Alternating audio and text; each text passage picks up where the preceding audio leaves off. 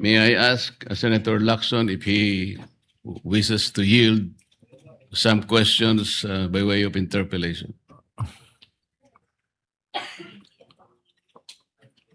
Senator Lacson, I'll say it again, Mr. President. Until the partial committee report is submitted or filed with the Bills and Index Division, and until after I have sponsored the partial committee report, I'm not yielding the floor. Mr. President, that is very highly unusual. Why would Senator Lacson make a precondition that the partial report should be signed by at least a majority of its members before he can yield may, the interpellation? yes.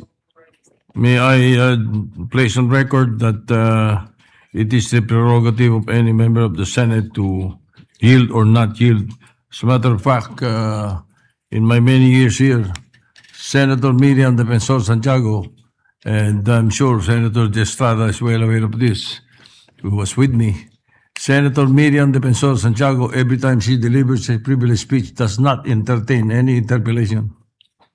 Yes, And Mr. it is her- President, but it this is her is prerogative. this is different.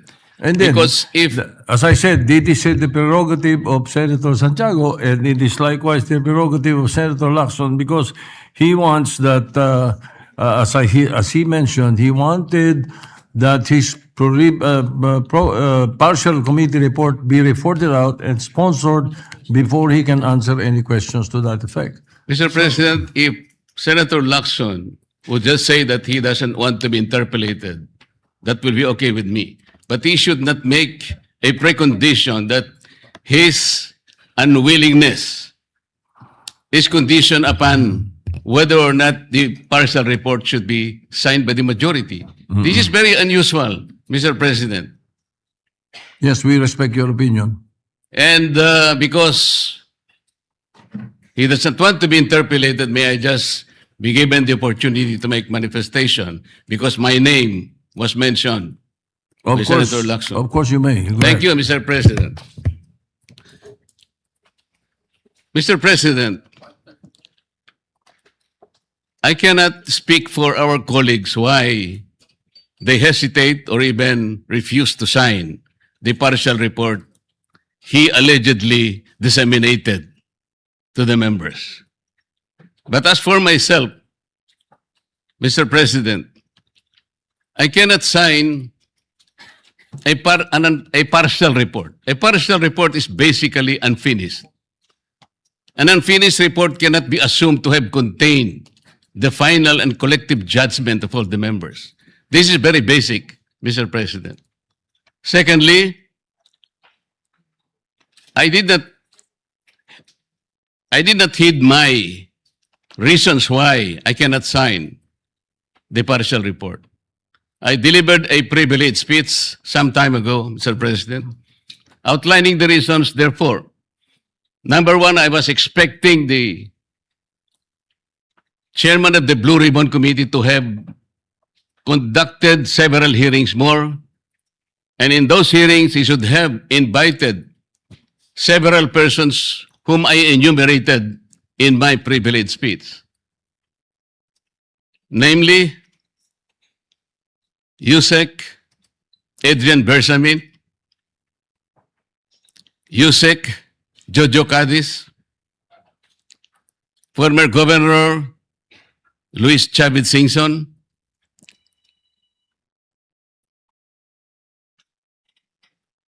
former Speaker Martin Romualdez, former Congressman Saldico by way of an apostilled sworn statement, because this is very, very possible. An apostilled sworn statement, Mr. President, as I have already advised the chairman of the Blue Ribbon Committee, is similar to a sworn statement notarized by the Philippine Consulate in any part of the world, because this apostilled manner or method of subscription was already adopted by the Supreme Court in one of its resolutions, Mr. President. I also advocated that the 18 ex-soldiers be immediately be invited because they have so much to say. Because I thought he said, and he emphasized at some point, that wherever the evidence is, the BRC will be led thereto, Mr. President. Ang sabi pa po niya, Mr. President, hindi option yung interparliamentary courtesy. At kung ako po ba'y tatawagin pala sa mababang kapulungan dahil meron pala silang itatanong tungkol sa di umano ay mga donasyon na aking tinanggap. Mr. President, I will willingly present myself with or without invitation. They just have to suggest to me that they wanted me there. I will go there, Mr. President. Interparliamentary courtesy is between the two chambers, Mr. President. Tayo-tayo po ang pinag-uusapan na maggalangan doon. Pero ang nangyari, Mr. President, ang ating boss, ang mga amo natin, ang taong bayan, ang hindi na po iginalang eh. Hindi lang pangbabastos sa mga taong bayan ang ginawa ng mga magnanakaw at kawatan nitong flood control projects.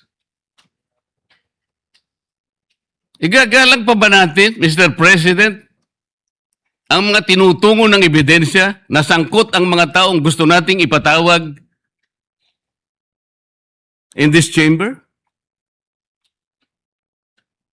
Gagamitin pa po bang isang dahilan na kailangan nating maggalangan kung sila mismo ay hindi na iginalang ang taong bayan na ngayon ay halos nagdurusa na? Tama po, sinabi niya kanina, Mr. President, talagang mainit ang panahon. Ang heat index ay talagang sumadsad na talaga sa pinakamainit na bahagi. Ngunit ang lalong nagpapainit nito, Mr. President, ay yung kawalan ng political will na ipagpatuloy ang pagdinig. Kahit na lantaran na nandun na talaga yung mga ebidensya. Bakit po hindi tayo tumawag ng pagdinig, Mr. President? Inimbita si Governor Luis Chavez Singson.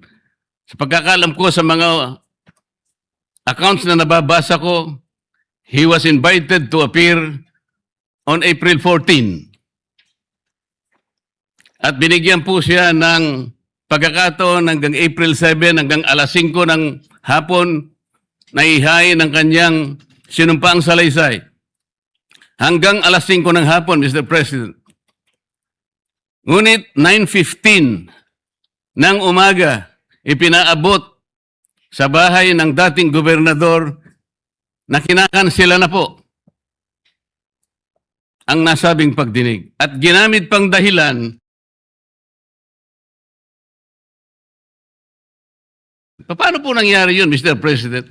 Binigyan siya hanggang alas 5 ng Abril 7 na isubmit. Sa pagkakaalam ko po, nandun na siya sa Maynila at nanananghali. Pagkatapos nun, itutuloy siya sa opisina ni Senator Lacson para ihain yung sworn statement na kanyang inihanda. Bakit po kinakailangang dumating pa si Saldico? Inihintay siguro ni Saldico, Mr. President, ideklara lang ng chairman ng Blue Ribbon Committee, i-apostil mo lang yan kahit nasaan ka sa anumang bansa ka sa Europe, tatanggapin ng committee yan. At pagkatapos, hahayaan ka namin sa pamagitan ng Zoom, ay pumayag ka at iimbitehan ka namin para sa isang special na pagdinig kung yan ang gusto mo. Yun lang siguro gusto niyang marinig. Bakit i-condition pa natin ang pagdating niya rito, Mr. President, kung yung apostle sworn statement is sufficient enough for him to do just that? Ano po ba tayo rito? Nagtatakip po ba talaga tayo? Mr. President, kayo po ay maaring makapagtestigo sa sasabihin ko. Nung isang araw po, pinuntahan ko kayo sa inyong opisina at may binanggit po akong isang bagay na maaaring makatulong sa atin kung paano kilalanin si Senator Lacson. Binanggit ko po sa inyo, Mr. President, ng buong katapatan nung ako'y wala pa po sa Kongreso, wala pa po sa public service, nakilala ko po si Senator Lacson bilang chief ng PNP. Nabanggit ko po sa inyo, Mr. President, sa ating pag-uusap sa inyong opisina. Mula noon, nung makita ko siya, lalong-lalo na po dun sa episode na pinatawag po niya, ang lahat ng kinaukulan na merong mga nakaw na sasakyan, mga karnap na sasakyan. Naalala ko po na sinabi niya, Mr. President, lahat ng mga ninakaw na sasakyan, dalhin nyo rito sa Camp Crame. No questions asked. Dahil palagi po akong dumadaan sa EDSA, Mr. President. Dahil opisina ko po sa Ortigas, nakita ko pong nakabunton lahat talaga ang mga ninakaw na sasakyan. Talaga pong hinangaan ko, Senator Lacson. Walang nakagawa nun sa aking palagay kung hindi siya lang. Di ba, Mr. President, sinabi ko pa sa'yo, sayang wala nakako yung aking kaibigan, yung dating mayor ng Marikina, Bayani Fernando. Dahil kinausap ko po siya. Sabi ko, Bayani, alam mo, yung ginagawa mo sa Marikina, gusto ko rin eh. At yung ginagawa ni Chief PNP, Ping Lacson, gusto ko din yun. Ayaw mo ba siyang kausapin na kayong dalawa tumakbo? Si Ping Lacson ang president. Ikaw naman ang vice president. Kinuwento ko sa iyo yan, Sir President. Bakit ko po sinasabi ngayon ito, Ginoong Pangulo? Nung umpisa po talagang ganong na nakita ko po eh. Yung kanyang kagustuhan na maayos natin ang ating bansa. Yung sinasabi niyang track record, maring nung umpisa nandun po yun eh. Hindi ko ikukwento ito kung hindi talagang hinangaan ko siya. Noon. Pero bakit ngayon po ay nagkaiba, Mr. President? Parang yung pedestal na aking hinangaan, yung alamat na nandoon, unti-unting gumuho. Nalulungkot po ako at nangyari yun, Mr. President. Ang sabi ko pa nga hindi ba tayo dapat maglaban-laban dito eh. Ang kapakanan ng mamamayan ng ating bansa, ang importante rito po eh. Yung direksyon natin. Bakit kailangan akong palaging pinapasaringan? Hindi naman po ang aking kagustuhan eh. Kung sino yung dapat na sumikat o sino yung dapat magpasikat, hindi po yun eh. Isa lang po ang sikat dito, Mr. President. Ang taong bayan na pinagsisilbihan nating lahat. Doon po natin ituon ang lahat ng ating makakaya, ang lahat ng ating energy. Malampasan sana natin ang problemang ito. Ngunit, yung hindi po pagganap sa tungkulin. Yun po yung hinahanap ng tao, Mr. President. Napakainit na po ng panahon talaga. Pinapag-iinit pa ng paghihintay nang hindi malaman hanggang kailan maghihintay ang taong bayan. Ano po ba ang dahilan kung bakit nagkaroon siya ng privilege speech ngayong hapon? Para saan? Para saan? Hindi po ba mas maganda na kumpletuhin natin yung report? Hindi partial. Ano yun? Partial final? O partial provisional? Paano ko po malalaman, Mr. President, kung hindi po ibinigay yung hard copy? Pipilitin akong basahin na nandun lamang sa online. Binigyan lamang kami ng isang file para doon kuhanin namin kami mag-print. Paano ko ba ikukumpara po yung ipinrint ko? Hindi ko naman alam kung sinong gumawa nun dahil wala nga pong pirma yun eh. Doon lang sa paraan na yun eh. Nagkakaroon na po ng agam-agam eh.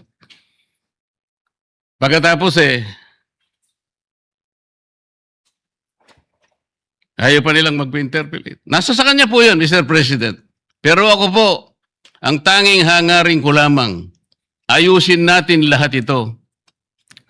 Sabi nga po niya, hindi makakalimutan ng taong ito at talaga naman pong hindi malilimutan sapagkat ito na po yata ang pinakamalawak na nakawan sa kasaysayan ng ating bansa. Salamat po, Mr. President. Senator Erwin Tulfo, you were raising your hand